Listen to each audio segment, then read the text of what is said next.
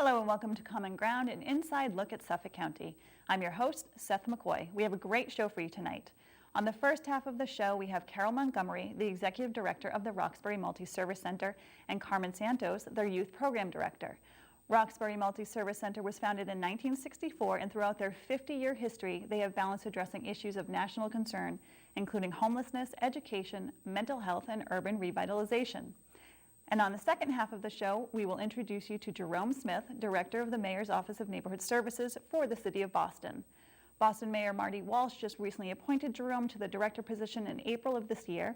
In addition to oversight of the Office of Neighborhood Services, Jerome will also serve as Mayor Walsh's advisor to various efforts to preserve and enhance the quality of neighborhoods, develop and administer neighborhood partnership activities, and resolve problems related to code enforcement. Definitely a full plate. Stay tuned for a great show.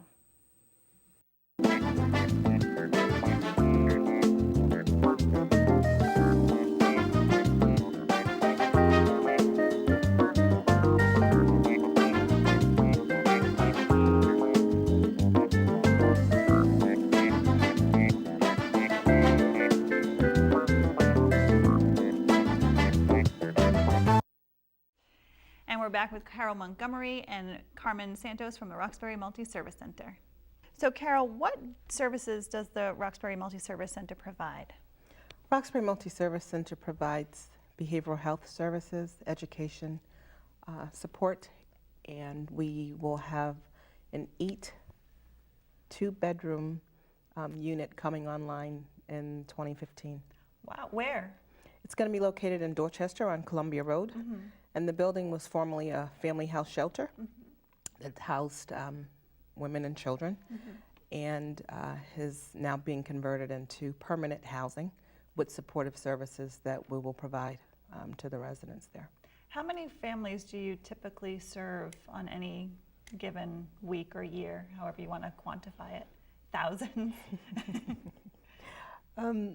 Our numbers have decreased some because we have had some programmatic changes and due to loss of funding and resources. So I'd say on an average we probably serve anywhere from 500 to 600 families a year. Wow, that's a large number. And Carmen, I know you deal mostly with the youth. So what sort of programs do you do with them, and how are they targeted, I guess is a... So we, our big focus is education, and so in our John D. O'Brien Youth and Education Center, we have some supportive services around education, homework help.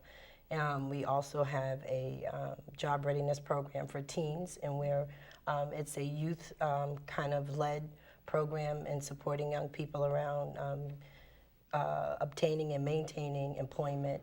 We also offer tutorial service in one of the local elementary schools with a real direct around math and reading development, as well as support with MCAS. And so in that school, we have worked with them for the past 2 years and have been asked to come on and continue and add on another grade. So we've kind of been following the same students for the past 2 years, and we will pick up another grade this coming fall. That's great. That must be really rewarding to go through a whole process with these kids. What are some of the things that you hear from parents and then the kids themselves when they know that you guys are there really backing them up? I'm sorry, repeat the question. What are the reactions that you get from parents and the kids when they know that you're actually there backing them up through the whole process? We've had some great responses from parents. We, as one particular young man I can think of, when we met him in 5th grade, he was struggling, and we've been able to really support him and his mom through their education process, and he was selected to one of the exam schools.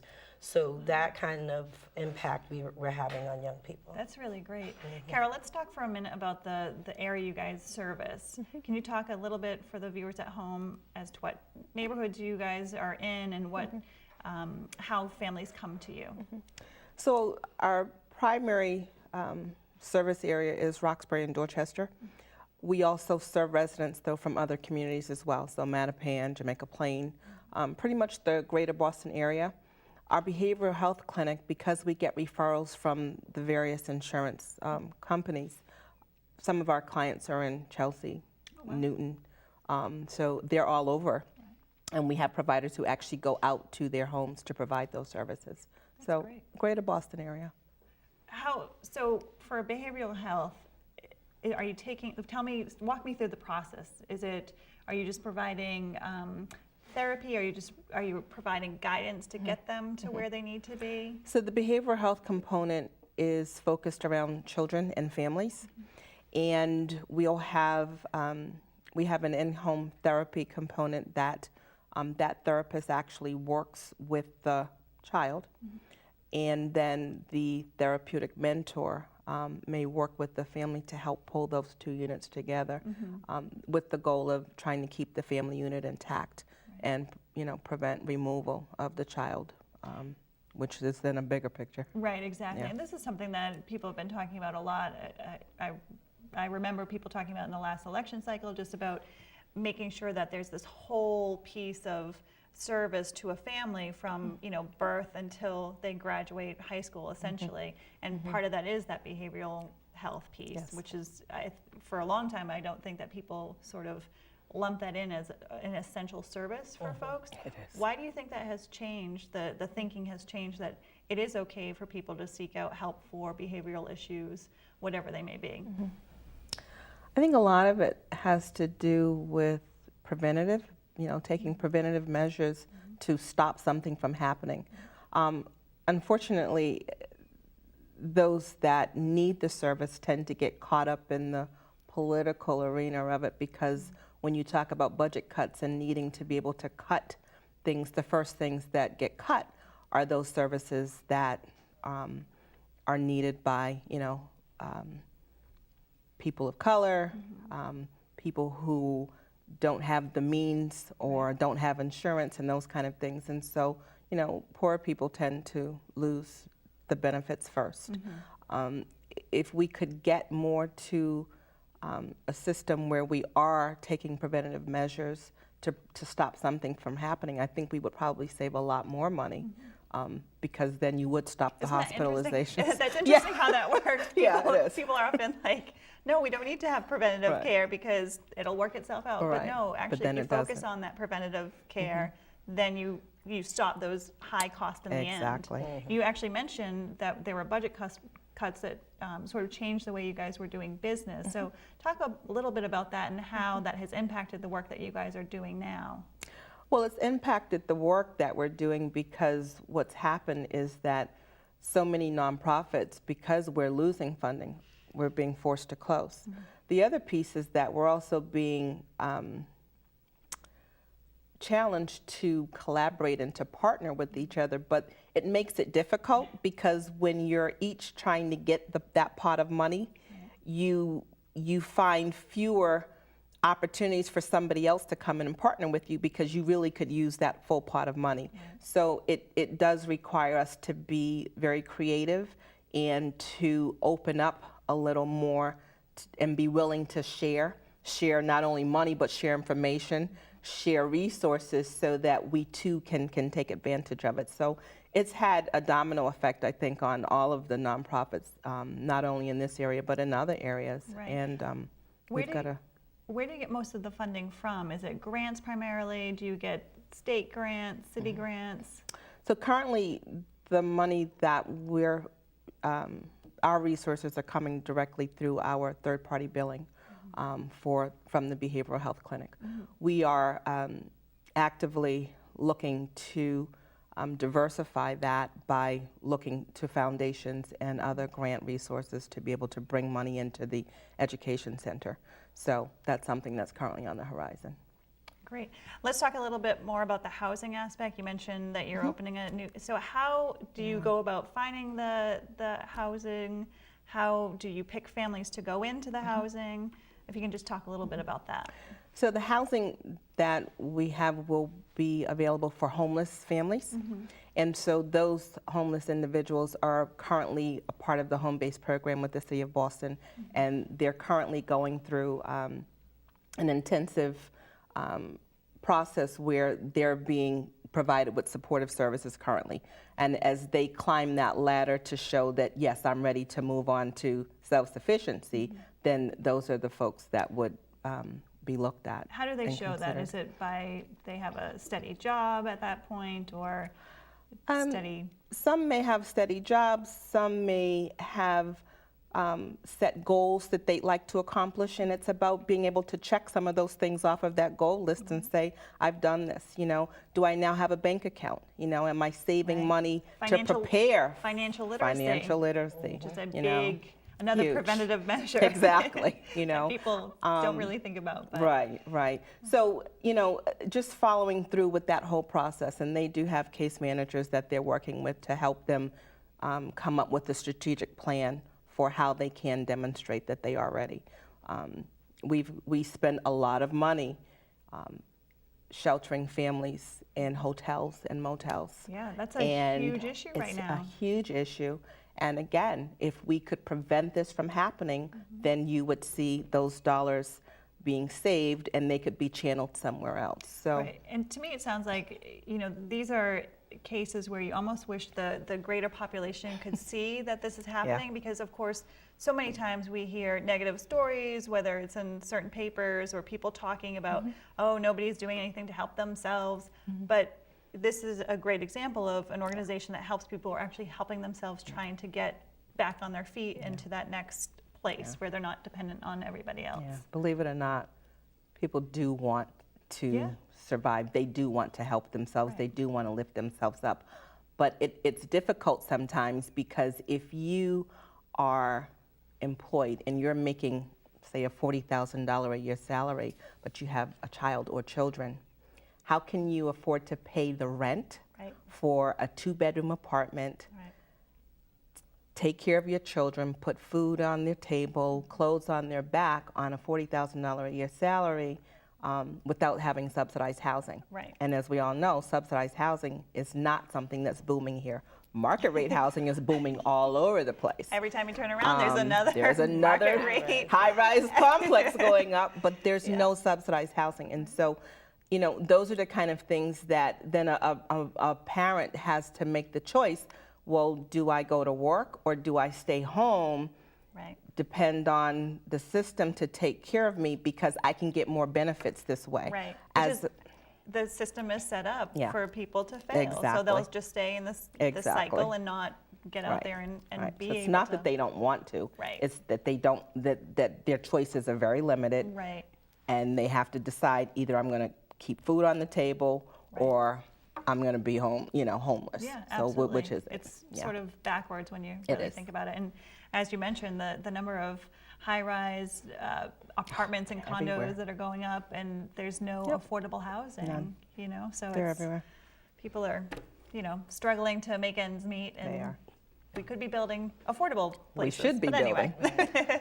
So you guys just celebrated your 50-year anniversary. We What, did. I mean, first of all, congratulations. Thank That's you. pretty great. It was beautiful. What do you attribute to your longevity, that you've been able to survive? I mean, because that is pretty impressive, 50 years.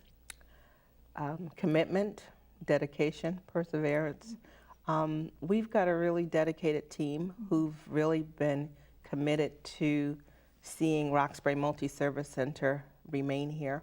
And through the ups and downs, the good, the bad, I really attribute it to the folks that are on that front line that have just made it possible for us to be here this Yeah, long. I will say it takes a special kind of person to work in a nonprofit It does. organization, because you don't get paid a lot. You're working a lot of hours. You're seeing a lot of things that regular people might not want to deal with. They, Right. you know, sort of turn the blind eye to, and yet day in and day out, you're there, You're there. trying to make lives better for people. So you both should be commended, and your Thank staff you. should be Thank you. commended. Definitely. The night of the gala, you chose to honor Hubie Jones and ABCD.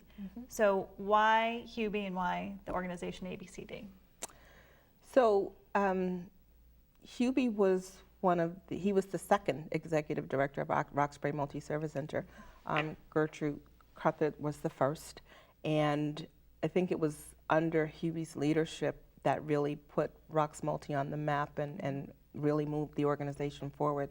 And ABCD was the organization that helped us to found Roxbury Multi-Service Center, write that Ford Foundation grant, and get the funding for a 3-year demonstration project.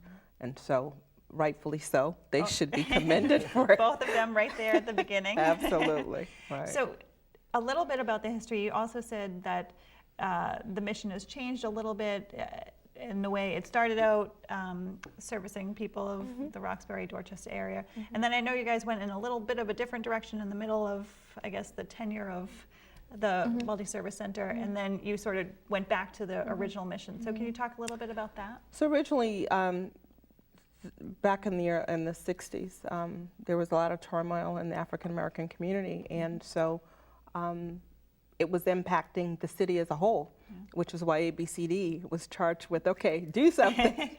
And so they strategically set up these multi-service centers in different, communities, one in Charlestown, one in South Boston, and one in Grove Hall in Dorchester.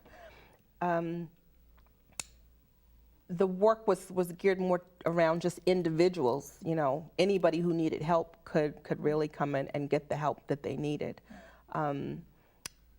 And the difference has shifted to now we're more family and children centered as opposed to individuals. Again, I think that there are enough services out here for individuals, but working to keep that family unit intact is more of what our focus is on. It's not to say that we won't help individuals, but our primary focus. It's the whole package. It's the whole package. Absolutely. How did you get involved with the Roxbury Multi-Service Center? Oh my. So I've been with Roxbury Multi-Service Center for almost 10 years, and basically my profession is property management, and so the company that I still work for, they are very philanthropic, community type organization who believes in giving back to communities, and so the employees are always encouraged to go out in your community and find something that you might be interested in, and they've been very supportive of that. They've been very supportive of the work that I do with Roxbury Multi-Service Center all along, and so it really was more about my employers saying, go out in your community and find where you can be useful, and then come back and let us, help be a part of that, and so we've done that. That's great. I was invited to join the board a couple of years, after becoming involved, and I've been on the board ever since. And we've had high points and low points, and we're at a point where we're still trying to get our wings back. Funding for us is critical. We do need to be able to bring in revenue to support our education center, and also so that we can renovate that building. How do people help if they want to provide some financial support? So you are welcome to go to our website, which is www.roxmulti.org. You're welcome to visit our facility. Our headquarters is located at 434 Warren Street, or you can call us at 617-989-0292. It's definitely a great organization, and you guys are great for doing the work that you do. Carmen, if you could tell people one thing that could really hook them in as to why they should help Roxbury Multi-Service Center, what would it be? To support young people and bring, really the young people that we service and their families mean so much. And so to be able to, if you want to help, you can start by helping our young people and helping us, continue to provide the services that we have been for them and expanding on those services. Before we wrap up, job readiness program. Let's talk about that. What is the job readiness program? Who can be part of it? How do they get involved? So it's a program for teens, run by teens, created by teens, and run by teens. And we run it in 4-week cycles, and so we'll start up our next cycle in September. And young people are interested, they can just call our number or come in, and we try to service about 15 students within the session. And if we reach that 15, then we waitlist them and put them on the next session. So what do they learn in this readiness program? So it's about resume writing, financial literacy, some college prep if time permits, and interviewing skills. That's great. Do you talk to the, especially the girls, about how to dress for interviews? Boys Very and girls. 'Cause let me tell you, Very important. I see girls who are in jobs and they should not be coming to work the way they're dressed. Right. Yeah. So But we anyway. go through, and so the young people really came together and figured out what was appropriate, what was inappropriate, and so we go through the whole gamut of interviewing, and once you get the job, like I said, so it's about obtaining and maintaining Absolutely. employment. And you have a computer lab. We do. we do. We have a TSN, Timothy Smith Network Computer Lab that we have open to the public. So adults in the morning, and then out of school time, it's used for the young people. That's great, and that must be like just a great way for them to come in and settle down. I assume they do homework there. What other things do they do in there? At the lab, we have them do homework help, any kind of research and stuff. And so the homework help program is sort of like a drop-in. And the difference from the homework help and the tutorials real specific about what their needs and meeting specific needs. And the homework help is young people coming in and say, this week you have a science project, next week you want to work on math, or, work with vocabulary. And we have volunteers that are in helping kids work on whatever they feel they need help on. We try to encourage them to work on the thing that's the hardest, and the thing that you won't be able to get help with at home. And so, but it's pretty much up to them what they'd like to work on. How do you get the volunteers to help out? We partner with university students. So yeah, we have partnerships with Northeastern University. A great group of kids from Northeastern have come out and worked with us, and they have been fabulous. I gotta say, I'm gonna plug Northeastern because they really do a lot in the community, and it's, a lot of people don't realize that, because obviously, as with any neighborhood that has a college or university in the middle of it, they're good and the bad, but they do a lot of good work. They have. They helped us run our Saturday program. We had a Saturday tutorial program, math. It was specific to math, and they were fabulous in running that program, as well as other programs that they've helped us with. But that one in particular really stands out for me with the way they came in and ran that program. That's great. The Family Nurturing Program? Oh, yeah. What's that? So that is a program that we recently just graduated 12 families. And the whole premise around that is helping parents kind of nurture themselves, and that way they're able to support their young people and better. The way we look at it is the whole airplane thing. You have to put on your oxygen first, and then you can help your kids. And so that's a lot of what we talk about in the nurturing program, and alternatives to kind of the way we manage our children. Yeah, that's a good point. I mean, exactly the airplane oxygen mask thing. Parents do need to take that time out to make sure that they're, working on their preventative health and making sure that they're in a good place so that they can then, parent their children. And through that program, we were able to help families that needed additional support beyond kind of just nurturing, but there may have been some other kind of behavioral health, mental health, and we were able to refer them educational support. We had a parent that was having some challenges with her child's ed plan and not being able to communicate because English wasn't her first language, and so we were able to connect those 12 families with other services as well. So it was a really good program. And really an invaluable service to many different people. What's the contact information again? I know you already gave it, but again, for the people at home, especially if they want to maybe make a contribution. Sure. So our website is www.roxmulti.org, and our phone number is 617-989-0292, or you can come by our office at 434 Warren Street. And volunteer. And volunteer. We They need can come and volunteers. volunteer. Well, I want to thank you both for being Thank here you. today. It was Thank great you. talking with both of you. You guys, again, are doing such great work for the community. So thank you. We appreciate it. And we will be right back with Jerome Smith from the Mayor's Office of Neighborhood Services. Stay tuned.